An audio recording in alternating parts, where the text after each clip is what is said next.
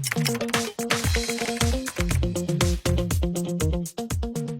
morning, everyone, and welcome to this webinar, Media Freedom Through Transnational Lenses, Insights from North Macedonia and Montenegro. My name is Serena Epis. I'm a researcher at OBC Transeuropa, OBCT, and I will moderate this webinar in which our guests will provide us some updates and insights on the situation of media freedom in the Western Balkan regions.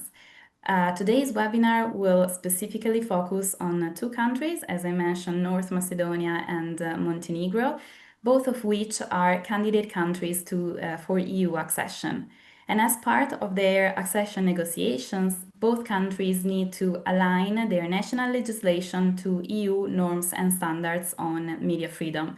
These includes also some recently adopted legislation, such as the European Media Freedom Act, usually called EMFA, and also the Anti-SLAPP Directive, just to name a couple. Every year, the European Commission assesses the reform process in candidate countries in its enlargement package, and the 2025 enlargement package is actually expected to be published in the coming days or week.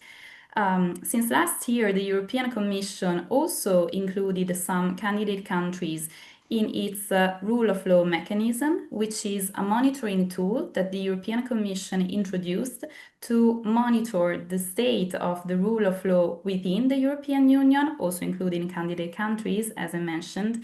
And it does so by publishing annual rule of law report, in which the European Commission reviews different chapters connected to the rule of law, including one on media freedom.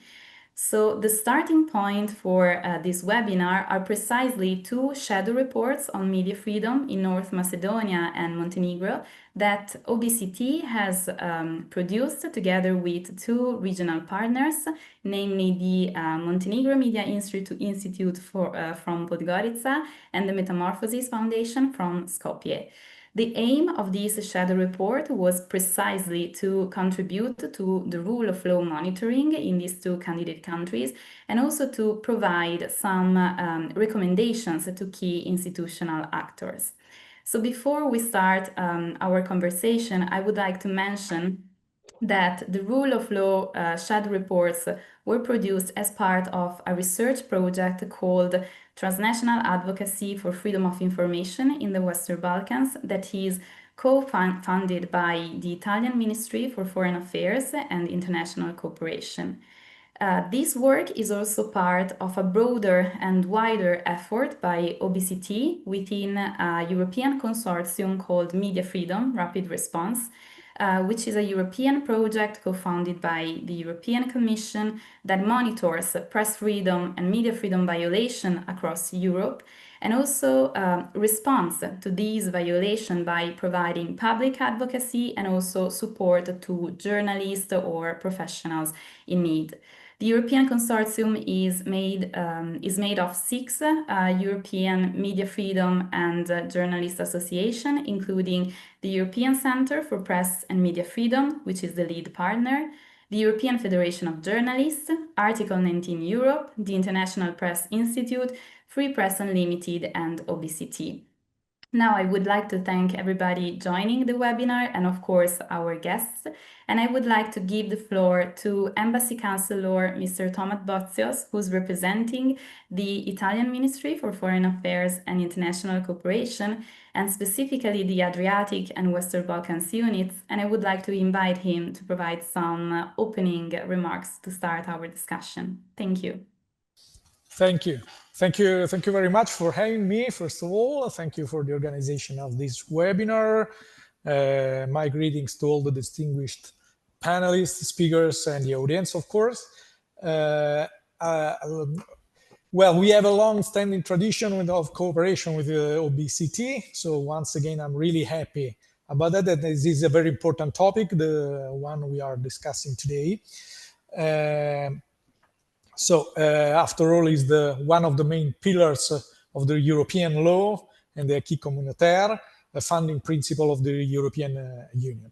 And in this regard, both Montenegro and North Macedonia share the strategic goal of the European Union full accession, and which is something that Italy fully support to understate, because we do really want to see, in the words of our Minister Tajani, the reunification of all the Western Balkans to the European families. So as such, at every meeting, whether at the political technical level, we encourage implementing the reforms, the necessary reforms for the EU accession process. Media freedom is a core component of negotiating cluster one, so this is fundamental. And as such, it is one of the areas where our partners are expected to spare no effort. We are beside them, we are beside all the countries that are doing these efforts, because it's really a crucial topic to the European path. We know that both Montenegro, and we welcome all the reforms already done in Montenegro and North Macedonia. The European Commission's rule of law report stated the successful actions of both the countries. But of course, it's not enough. There is a long road to walk on, a road that we would like to do together. There are still significant challenges that all the countries of the region, and is not an exception for Montenegro and North Macedonia, that are facing. We are thinking above all of the necessary improvements to be made in areas such as transparency, appointments, and strengthening the overall legal framework. For our part, as I said, let me state once again the full support of the Italian government in this path, not only for the media freedom, for the cluster 3, for the fundamental, but in all the clusters and all the sectors and reforms that the countries are doing. Count on Italy, count on us, because if there is just one and the most important geostrategic investment for all the security of all the continent, is the integration of the Western Balkans in Brussels. This of the media freedom is one part. Cluster 1 is one part, even if it's very important, but it's part of a bigger effort. So once again, please consider Rome and us at the Ministry for Foreign Affairs, International Cooperation at your side. And we really welcome all these initiatives, studies, reports, and webinars to go public on what on the ground. We are talking about media freedom, we are talking about transparency. So in a full transparent approach, we welcome this kind of webinar, this kind of studies, this kind of projects to focus on what have been done successfully, but also to concentrate on what could we do better together. So thank you again. I wish you all success of this webinar, but for many other projects, more to come. Thank you. Many thanks to you, Councillor Bozios, for first for giving the opening remarks, and also for acknowledging, in a way, the importance, the crucial importance on working on media freedom issues, and also for showing this continuous support by Italy and by your ministry in a way. Thank you. Well, I will now start the conversation by giving the floor to Ms. Maja Sever, the president from the European Journalists Federation. And I would like to ask you, Maja, if you could provide us an update of what are the current situations of media freedom in the region, in the Balkan countries. Also keeping in mind that we know that last week European Commission's President von der Leyen was traveling across the region precisely ahead of the publication of the enlargement package 2025. So we would like to see whether also media freedom was a topic that she addressed to the government that she met during her visit. Thank you, Maja. Thank you very much. for this webinar also. I can say that currently the state of media freedom in the region, notably in candidate countries such as Montenegro and North Macedonia, remains complex, even contradictory.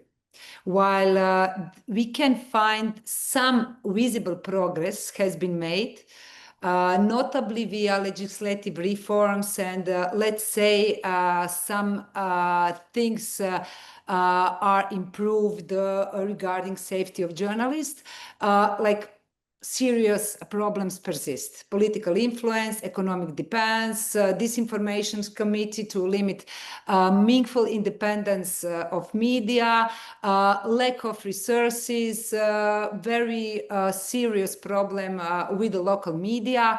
And yes, during the recent visit by Ursula von der Leyen, President of European Commission to the region, media freedom was indeed among the issues raised in the context of accusation of preparation. The European Commission and Ursula von der Leyen emphasized that freedom of expressions and independent expression and independent media are key criteria for the political acquires to the accession process. Von der Leyen specifically underlined the importance of journalist protections and fight against disinformation with a broader EU strategy for Western Balkans and a media freedom agenda. In terms of upcoming progress reports or the problem reports, like we expect that there will be critical evaluation. For example, for Montenegro, also in contact with our colleagues on the field, we can say that it can be recognized something like progression for the legislative update in media law, about transparency, implementation of laws and persistent politicization of public institutions, but let's say that what is like a positive move in a sign in Montenegro, that recently Montenegro signed the protocol on the protection of journalists. It's a step toward establishing a fully operational mechanism for the safety and media workers. It was signed by Syndicat trade union of media, Montenegro media. The protocol was signed also by key state actors, Supreme State Prosecutor, Ministry of Culture and Media and Justice, and the Interior Ministry. And of course, as I said, with union stakeholders. In this protocol, they announced that from 2024, attacks on journalists would be given priority treatment, and that system-wide mechanism inspired by European models will provide 24-hour legal and psychological support to trade union of media Montenegro. This is kind of positive signal in Montenegro, but we have to wait for real impact and what impact will be in real life of journalists and newsroom. About North Macedonia, let's say that some kind of improvements can be expected and noted, for example, reduction in physical violence against journalists and continuation of legal reforms. Yet, certainly, I expect that will emphasize continuing challenges as still very huge political and economic pressure, weak regulation, especially for online media, prevalence of disinformation, and very low public trust in the media. For North Macedonia, it's also very important to say that situation with the local media is very, very bad and difficult, and there is a very huge space of media deserts. almost more than a third of populations is deprived of professional local information. We know that Ursula von der Leyen emphasized the importance of local media in her speech on the State of the Nation like a month ago. And I think that unfortunately Macedonia can be like a bad example, as it should not be with the local media. And I think that there is also a lot of room for improvement in this area. I don't know what else to emphasize. I know that a few of our colleagues from Union are also in this webinar, but maybe later they can also add some concrete example. But I think that we can expect that with some kind of caution approval combined with a strong call to actions regarding these two countries, because there is a need to move beyond legal text and to achieve effective implementation and institutional behavior change for media freedom to become lived in reality. Thank you very much, Maya, for this very kind of brief but very informative overview of the situation in the countries. You mentioned how complex and contradictory it is in the region, and thank you also for introducing the situation in North Macedonia and Montenegro. Then I would give the floor actually to my colleagues, Olivera and then Zoran, to zoom in actually on the situation in these two countries. So I would like to ask Olivera Nikolic from the Montenegro Media Institute to please provide an update on media freedom in Montenegro, what we underlined in the shadow report that we published last summer, and also what has changed in these last months and weeks, because as we know, things in this sector tend to change quite quickly. So I'm sure there are also some updates regarding what we highlighted in our report. So please, Olivera. Thank you, Serena. My greetings to all, especially to Maya, who, in spite of all duties she has, she finds the time for us and to be with us. And I am sharing the ideas and thoughts she said during her speech during the webinar, at the beginning of the webinar, and some main conclusions regarding the situation in Montenegro. Regarding that and connected to the report we made in Montenegro, I would say that this analysis examines key issues affecting media integrity in Montenegro. Particular attention was given to the structural weaknesses of Montenegro's small media market, which remains highly exposed to foreign influence. The analysis was conducted with a specific political context. As Serena, you said, Montenegro is perceived as the next country to join the European Union. Media reforms were among the key preconditions for obtaining a positive IBAR assessment in June 2024. And they are now part of the final benchmarks for closing negotiation chapters with the EU. Precisely, by the end of next year, Montenegro is required to align its legislation with the European Media Freedom Act and the Digital Service Act and transport both acts into the domestic legal framework, which is very, very demanding and very complex work. The analysis covered the period starting from June 2024, when 3 key media laws were adopted as part of the IBAR process. Someone is in the back, so okay. The focus was on assessing whether the laws are being effectively implemented in the practice and identifying the main obstacles in their enforcement. So in general, and in very brief, the key findings were there is, if I can say it in one sentence or half of a sentence, persistent systematic challenges. Despite improvements in the legal framework, the core issues of Montenegro's media sector remains unresolved.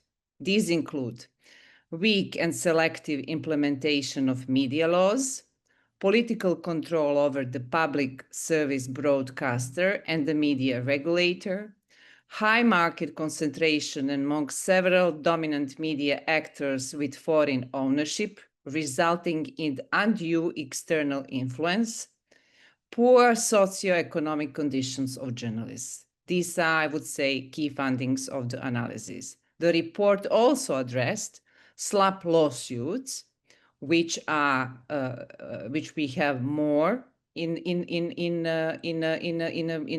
recent years, especially in the last years. Although there is not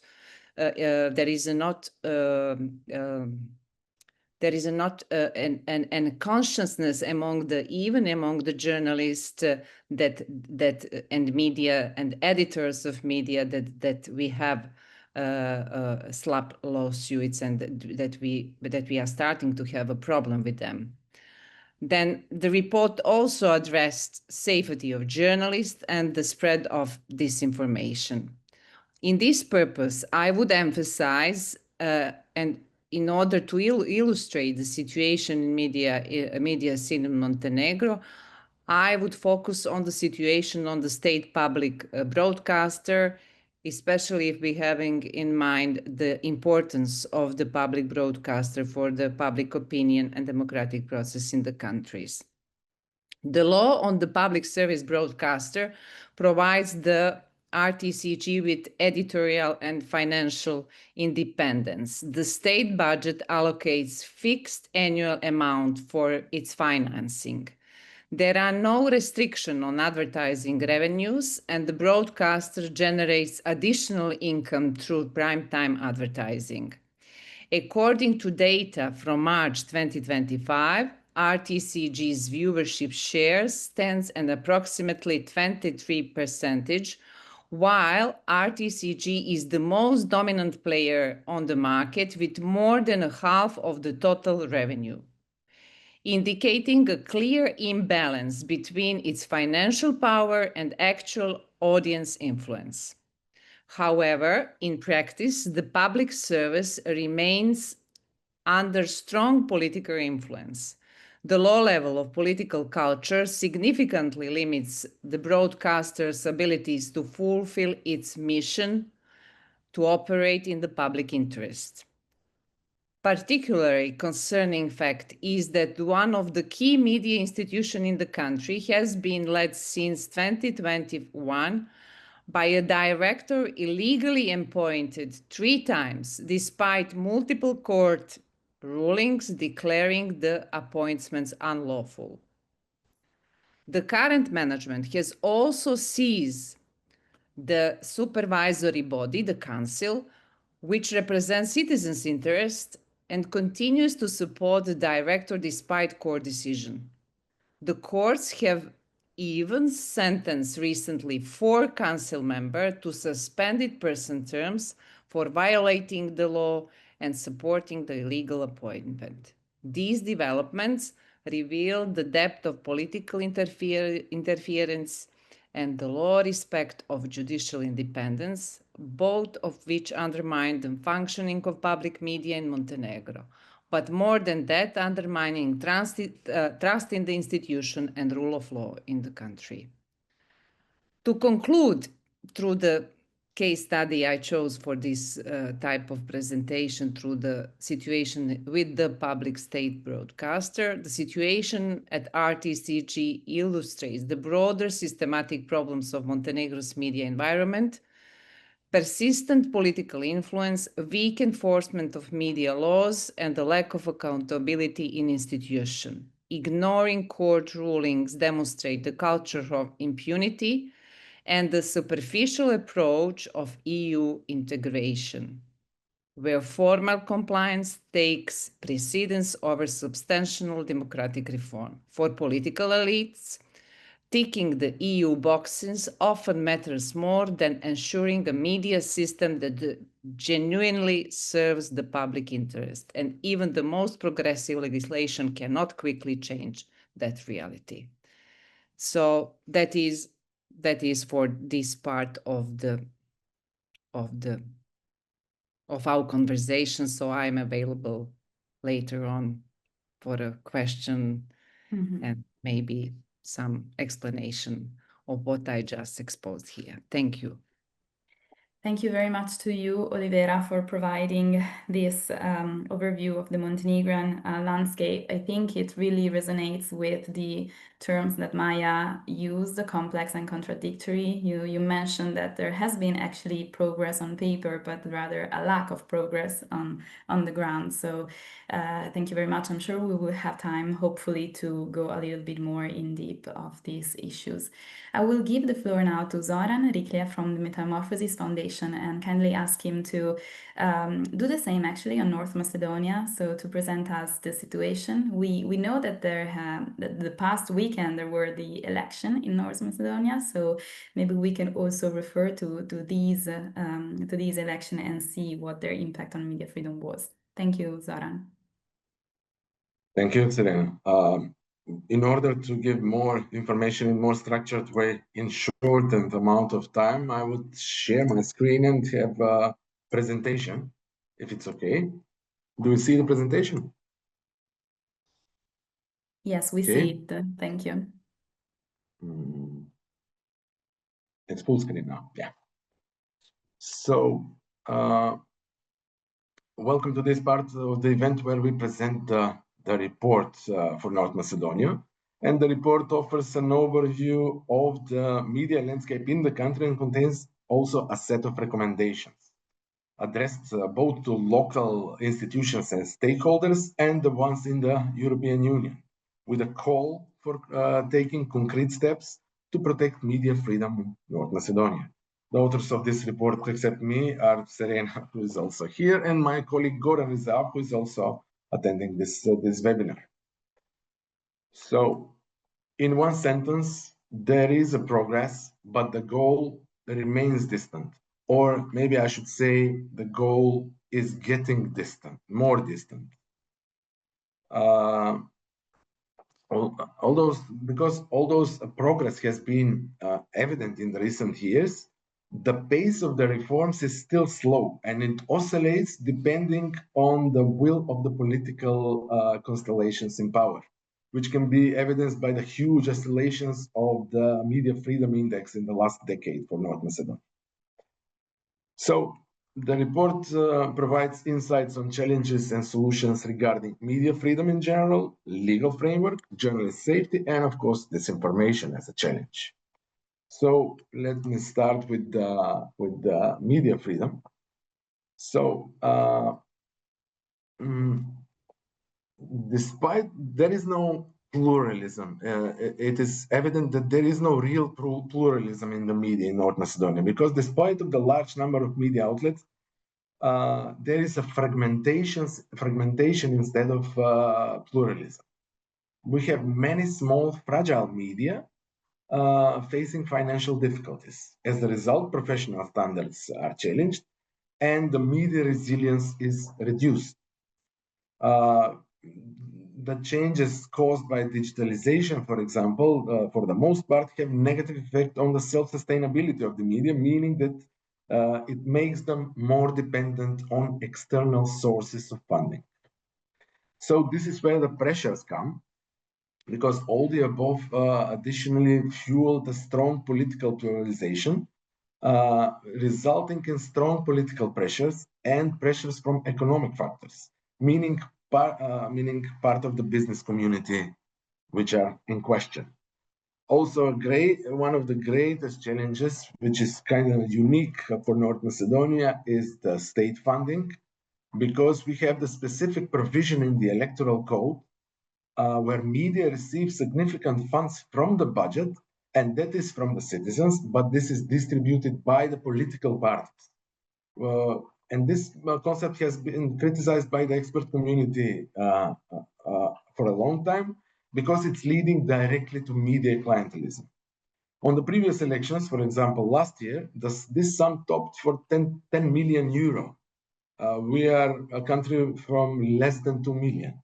So this is a huge sum. And now for these local elections, the first round ended yesterday. In 2 weeks, we'll have the second round. We're expecting this sum to reach almost 5 million euros. We're talking about a small country, and there are no exact figures of the complete media market, but this sum is a significant portion. Media-wise, some media outlets receive more than 50% of their revenue from these funds. And imagine all this is distributed by the will of political parties, which is direct clientelism. There is also a controversial article in the law for audiovisual media services that allows direct state advertising, which has been proven as a bad habit from before. All this results, of course, in low trust, and the quality of information decreases, and consequently, this results in reduced trust. So what are the recommendations? No direct state funding.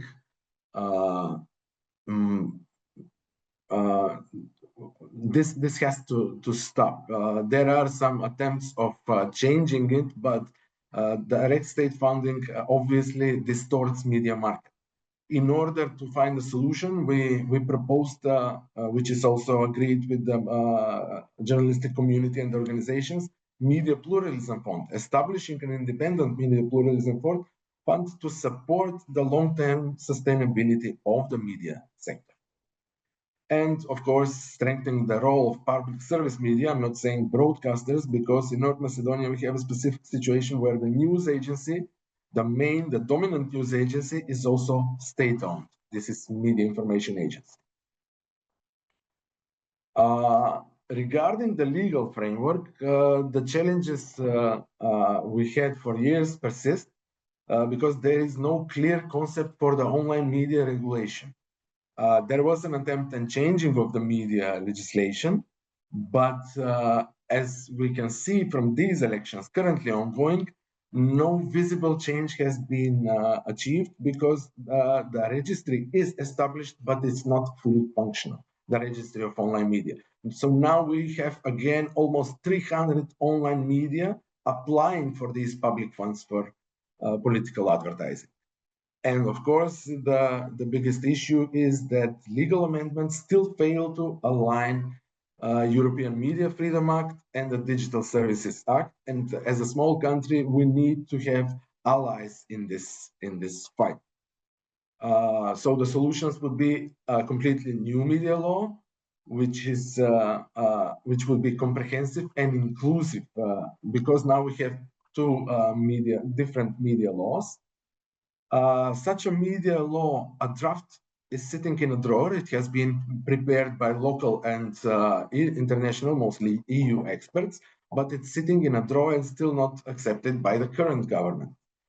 Of course, all the changes have to be harmonized with the European Media Freedom Act and the DSA. There are some efforts to align the legislation with the DSA, but Media Freedom Act is nowhere to be mentioned. So there's a long way. And of course, strengthen the independence of the regulator here, which is in a similar position like the public service broadcaster and the MIA agency.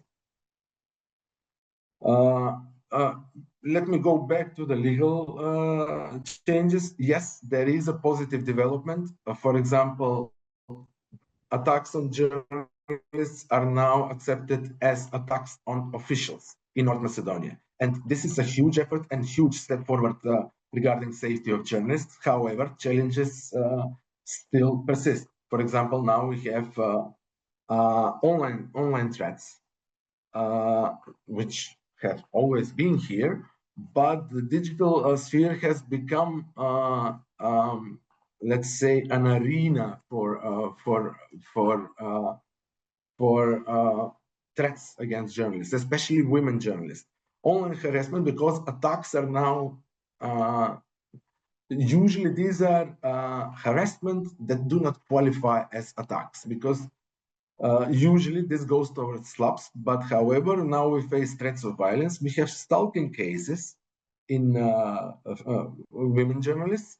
We have disinformation campaigns and attempts to discredit their work. So this all goes to forcing slaps, actually. Journalists now face more lawsuits than attacks from public officials and business community aimed at obstructing investigative journalism. The precarious socio-economic status of journalists also weakens their safety and independence. Also, we face a problem that has been here for years. There is an impunity.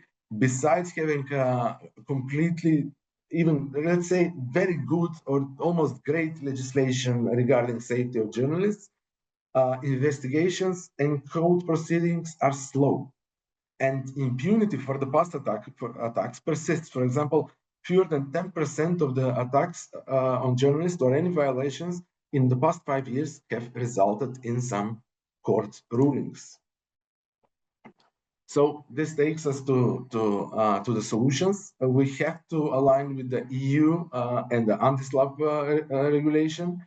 We have to introduce anti-SLAPP regulation aligned with the EU directives and the Council of Europe, but no step forward has been made, even though the journalistic associations, primarily AGM, push for this strongly.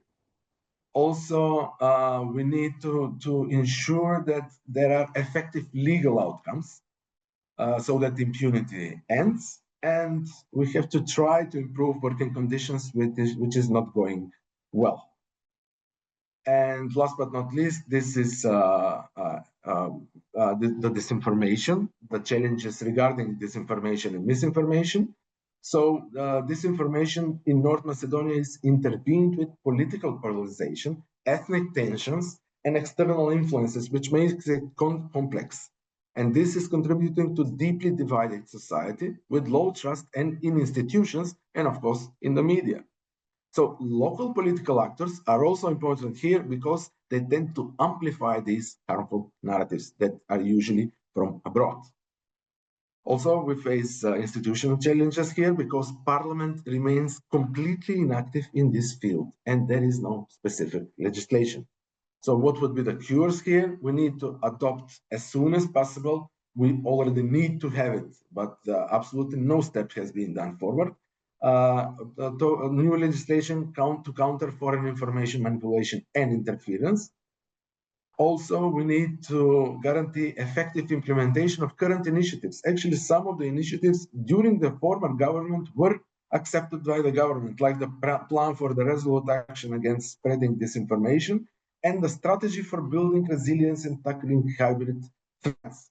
However, the current government has done almost nothing into this direction, even though we found a sentence in the program, election program. Last and least, but not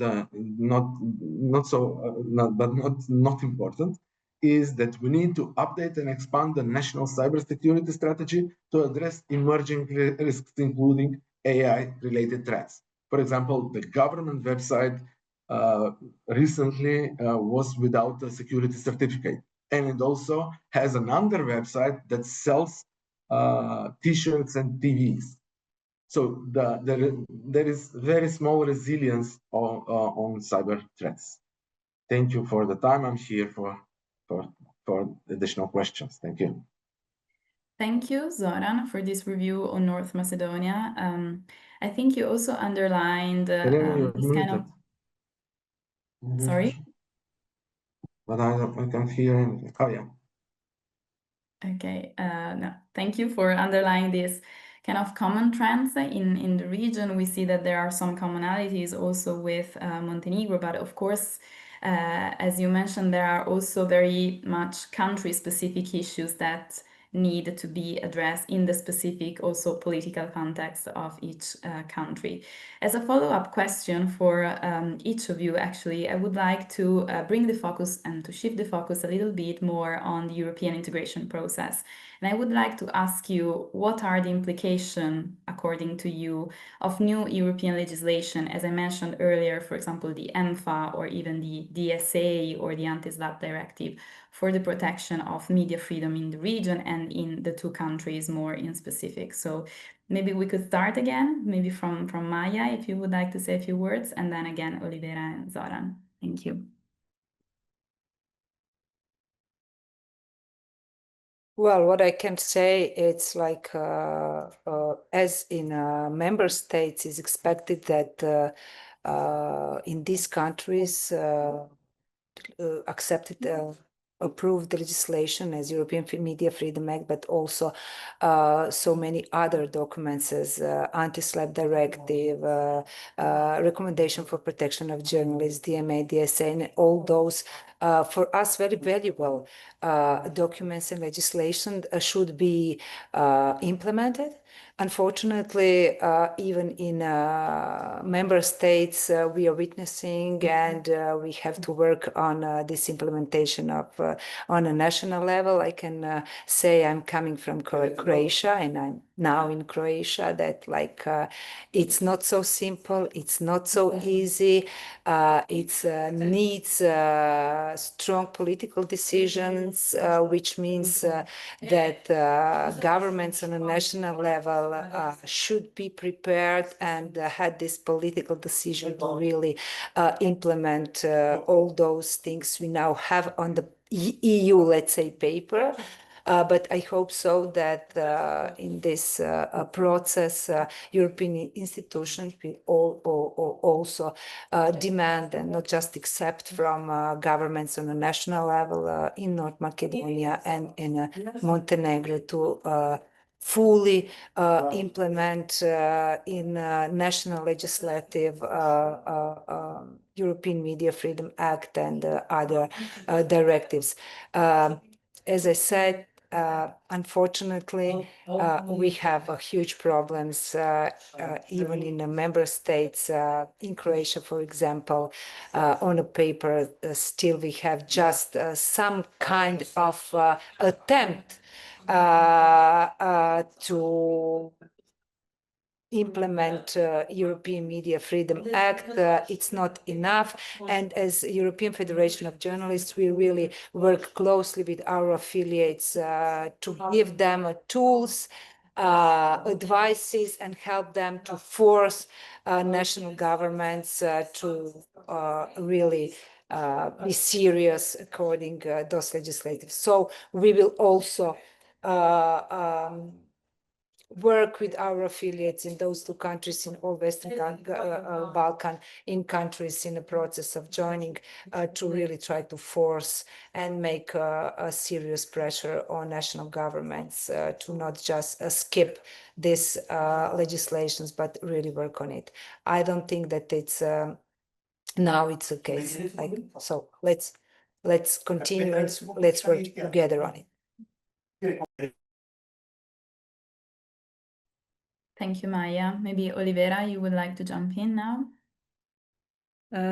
Thank you, Serena. Regarding the new European legislation, especially European Media Freedom Act, we in Montenegro, from media organization and journalists, see this act as a huge possibility, huge hope to back the trust in media in all over the Europe and in Montenegro, of course, and of course to regulate the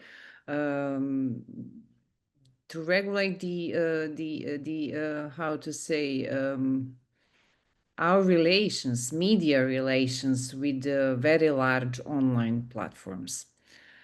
So Montenegrin government decided to align local legislation, media legislation, with the European Media Freedom Act and Digital Service Act, and the deadline is the end of the year. I am the member of the working group also, and we are at the early beginning of this very complex problem. And for now, I cannot say, are we going to do, or are we going to do real reform, media reform, real deep reform in media sector? which is necessity as we have specific challenges such as problem with the transparency of the media, media ownership, media concentration, and all these through the European Media Freedom Act is the possibility to solve the problem of the specific problem of the Montenegrin media scene, such as also the foreign influence, the issue with the media pluralism, and so on and so forth. But for now, I cannot say that there is a political will to go deep in the media reform, and I'm scared a bit that this will be just, you know, ticking the boxes in the purpose of the alignment and fulfillment the EU standards in the process of association. But at least I giving a chance, a small chance, small space, maybe that something will happen regarding the possibility to see political will to go to deep dive in the reform. We will see. I'm not sure. Great. Thank you, Olivera. Zoran, you would like to add anything? And of course, sorry, because I'm jumping in. For us, it would be very, very precious, the experience of Croatia, Slovenia, and the other countries in the region, our neighbors also in this regard, because this is very complex job. I can send you all my complaints regarding a proposal from our government to implement European Media Freedom Act. It's probably 20 pages, but I will send all to you just to see where they really failed. So maybe you can be prepared. I will send it to you. Thank you, Maya. I would appreciate that. It would be helpful for us. Thank you so much. Zoran, would you like to add anything?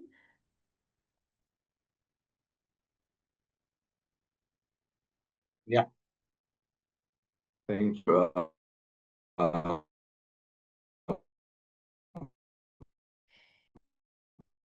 think there are some connection issues because we can't really hear you. I don't know if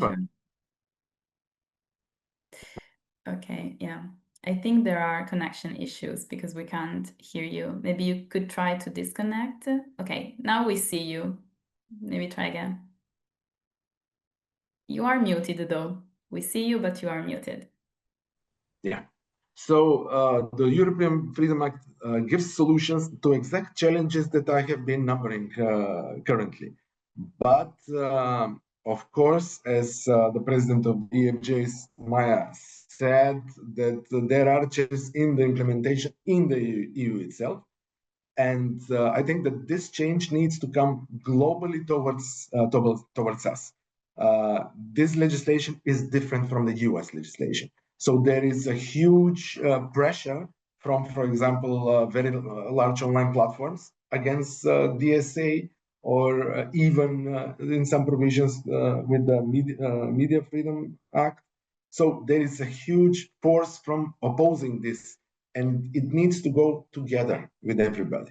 And we, as candidate countries, we need to rely on the alliance with the EU countries, because we cannot do the pressure internally if the progress is not seen globally.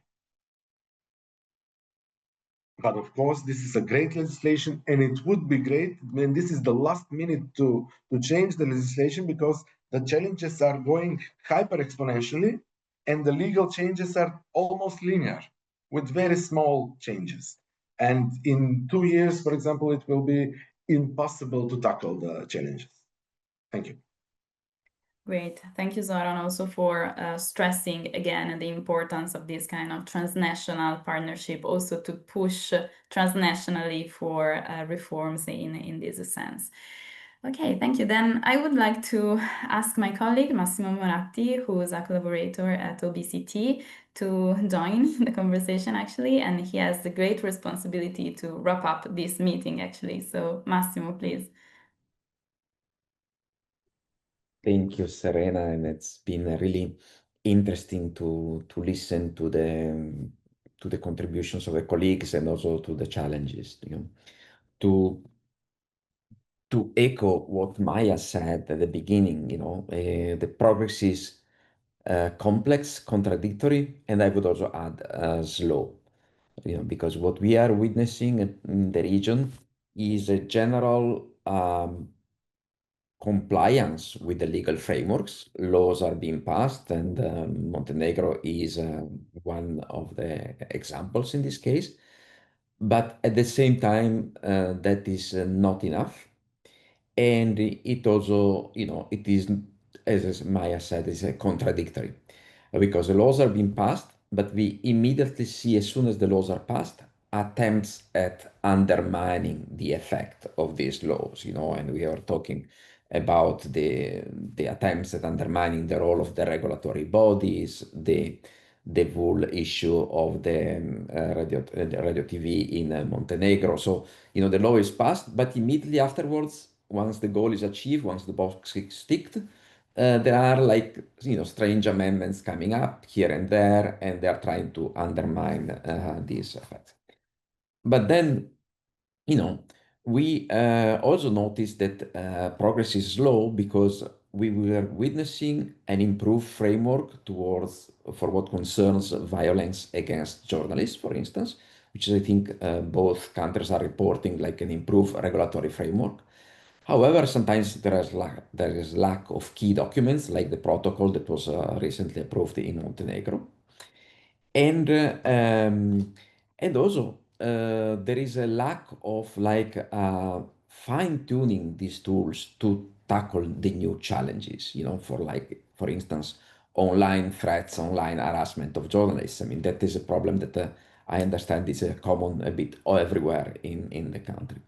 So in the countries, So I see there is this contradictory progress, and it is slow at the same time, and it is not sufficiently supported by the other sectors that are covered in the rule of law reports. In particularly, everywhere the judiciary remains a problem, and judiciary, we know that is important stick to make sure that the laws do not remain on paper, but they are actually implemented and become a living reality for the citizens of the countries. So we need to see the progress on one side on the legal framework, which is somehow undermined by the weakness of the judiciary and undermined by ongoing attempts of the elites at really regressing the laws and reversing this progress. And this is something that is really a conclusion that we can draw about what we know, what the existing framework. But then we have other areas that are somehow remain outside of this process. We know, for instance, the online media in Macedonia that are not really regulated. We have the whole issue of the media concentration and ownership in Montenegro and also in Macedonia that remains not regulated. And so there is a whole area that is really not captured sufficiently by the tools that we have in place, which is also, in one way, paving the way for the foreign manipulation and media interference. These are really important tasks. A month ago, when we had the elections in Moldova, everybody was focusing on, okay, where is the media information manipulation? Where is the foreign interference there? So these are really new challenges that we are a bit concerned that are not yet covered, and we would like not only the regulatory framework, but also the EU officials to pay more attention to these things. As the Macedonia report, they mention it quite well, and also it comes up in the Montenegro report. I mean, the EU is perceived as distant, focused on ticking boxes, and distant from the reality. And that's why it's important that we have these exchanges like this one, and that we share good practices horizontally. Like, I'm very happy to hear that Maya is sharing with Montenegro that, we can try to have a sort of like regional response to these new challenges that are somehow left out, And yeah, there is a really, a lot of work to do in this sense, because we all want to see the progress. But again, what we see is like progress is highlighted and celebrated at the high level, political level, but very often it's contradicted by the reality of those who are living with these topics and and the experts that are familiar with the real media. So again, we need to keep we cannot lower our guard. We need to keep the attention focused and be ready to face and deal with new challenges, and make sure also that the implementation of these changes is reflected and there is sufficient agility to capture the new challenges that we are facing from the point of view of media freedom. Thank you. Many thanks, Massimo, also for your briefness in summarizing the key issues that emerged today. I just wanted to mention that we may have a couple of more minutes, so if anyone from our attendees would like to address a question, you should be able to do so by writing in the chat. Meanwhile, I would also like to stress the fact that, as Maya has mentioned before, we of course we have a complex situation in the region, but we do also have challenges to media freedom in EU member states. So, for example, OBCT, we are based in Italy, and it is of last Friday, the news of the car bomb attack against Rai journalist Ranucci. So this really is yet another example that shows that there is a key concern regarding safety of journalists in Italy as well. So there is indeed this need to keep the attention high on these issues of media freedom, safety of journalists, and legislative developments, and implementation on the ground. I'm sure the MFRR consortium will keep doing that, and will do that as well with our regional partners from the Balkans. So we will have, I'm sure we will have other opportunities also to gather together again and discuss, hopefully with more optimism. So if there are not any other questions or remarks from our guests and speakers, I thank you once again for joining, and to our speakers for giving their presentation and updates. And I hope we will have other chances to discuss this together. And I wish you a good day and rest of the week. Many thanks.